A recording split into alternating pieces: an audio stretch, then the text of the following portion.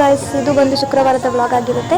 ಶುಕ್ರವಾರ ಬಂದು ನಾನು ಸ್ವಲ್ಪ ಕಾಲೇಜಲ್ಲಿ ಫಂಕ್ಷನ್ ಇತ್ತು, ಸೊ ಅದಕ್ಕೆ ಯಾವಾಗೂ ಅಟೆಂಡ್ ಮಾಡಿದ್ದಿಲ್ಲ ಕಾಲೇಜ್ ಫಂಕ್ಷನ್ ಮುಗಿಸ್ಕೊಂಡು ಕೆಲ್ಸಕ್ಕೆ ಹೋಗೋಣ ಅಂತ ಕಾಲೇಜ್ಗೆ ಹೋಗಿದ್ದೆ. ನಾನು ನಮ್ಮ ಫ್ರೆಂಡ್ಸ್ನ ಕೇಳಿದ್ದಕ್ಕೆ ಇಲ್ಲ ಅಷ್ಟೊಂದೇನು ಗ್ರ್ಯಾಂಡಾಗಿ ಏನು ಬೇಡ, ಸಿಂಪಲ್ಲಾಗಿ ಸ್ಯಾರಿ ಹಾಕ್ಕೊಂಬರ್ಬೇಕು ಅಂತ ಹೇಳಿದ್ರು. ನಾನು ಅದಕ್ಕೆ ಸಿಂಪಲ್ಲಾಗಿ ಹೋಗಿ ನೋಡಿದ್ರೆ ಅಲ್ಲಿ ಏನು ಒಳ್ಳೆ ಮದುವೆ ಹುಡುಗಿರು ಬಂದಂಗೆ ಬಂದಿದ್ದಾರೆ. ನಾನೇ ಒಳ್ಳೆ ಸಿಂಪಲ್ಲಾಗಿ ಹೋಗಿದ್ದೀನಿ, ಬಟ್ ಏನು ಪರವಾಗಿಲ್ಲ, ಸಿಂಪಲ್ಲಾಗಿದ್ರು ಚೆನ್ನಾಗಿ ಕಾಣಿಸ್ತಾ ಇದ್ದೆ. ಸೊ ಅಲ್ಲಿ ಹೋಗ್ಬಿಟ್ಟು ಫಸ್ಟ್ ಸ್ಟಾರ್ಟ್ ಆಗಿದ್ದೆ, ಎಲ್ಲ ಭಾಷಣ ಎಲ್ಲ ಬಿಗಿದ್ರು, ಭಾಷಣ ಎಲ್ಲ ಮಾಡಿಬಿಟ್ಟು ಆಮೇಲೆ ಮತ್ತೆ ಕಣಿ ಕೇಳೋಕ್ಕೆ ಸ್ಟಾರ್ಟ್ ಆಯಿತು. ಜಾನಪದ ಉತ್ಸವ ಅಂದರೆ ಅದಲ್ವಾ ಇರೋದು ಮೇನು. ಕಣಿ ಕೇಳೋಕ್ಕೆ ಸ್ಟಾರ್ಟ್ ಮಾಡಿದ್ರು.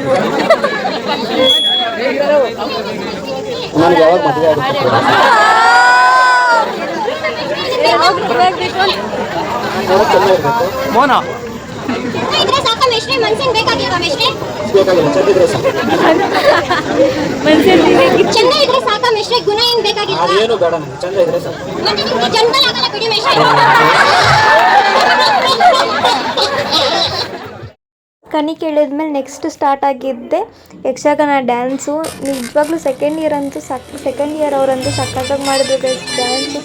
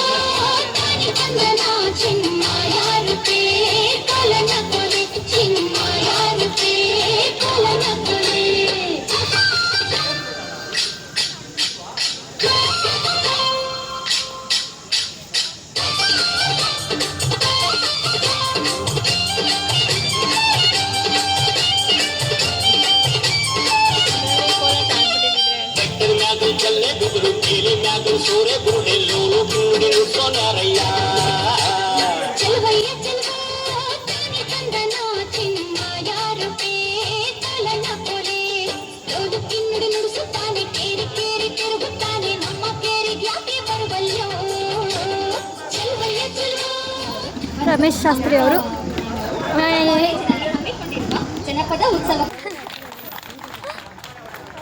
ಪ್ರೋಗ್ರಾಮ್ ಎಲ್ಲ ಮುಗಿಸ್ಕೊಂಡು ನಾನು ಅಲ್ಲಿ ಒಂದು ರೀಲ್ ಮಾಡೋಣ ಅಂತ ಒಂದು ರೀಲ್ ಮಾಡಿಕೊಂಡು ಮತ್ತೆ ನಾನು ಮನೆಗೆ ಹೋಗಿ ಡ್ರೆಸ್ ಎಲ್ಲ ಚೇಂಜ್ ಮಾಡ್ಕೊಂಡು ಕೆಲ್ಸಕ್ಕೆ ಹೋಗೋ ಅಷ್ಟೊತ್ತಿಗೆ ಅಲ್ಲಿಗೆ ಹೋಗೋ ಅಷ್ಟೊತ್ತಿಗೆ 3:30 ಆಗಿತ್ತು.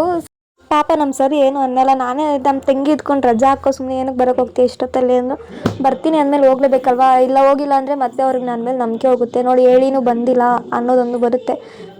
ಸೊ ಅದಕ್ಕೆ ಕೆಲಸ ಮುಗಿಸ್ಕೊಂಡು ನಾನು ಮನೆಗೆ ಹೋಗೋಷ್ಟೊತ್ತಿಗೆ 7:30 ಆಗಿತ್ತು.